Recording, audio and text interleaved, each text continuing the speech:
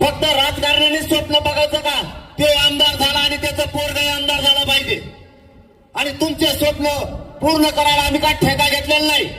या राजकारण्याची काय जागिरी नाही त्यांच्या बापाची. माझ्या मराठ्यांचं स्वप्न पूर्ण करण्याची जबाबदारी तुमची आणि माझी. या राज्यातल्या गरीब मराठ्यांनी रस्त्यावर या, घरात बसू नका. सगळ्या मराठ्यांचं स्वप्न साकार करण्यासाठी ही लढाई. विनाकारण कारण सांगून आणि बहाणे सांगून कार्यक्रमापासून लांब राहू नका. या लोकांना बोलायला सांग देऊ नका. हे लोक आपल्या समाजाला हिरवायला लागलेत, जातीवादी ठरवायला लागलेत. आपणास पाच शब्द आपल्यासाठी वापरले जाते.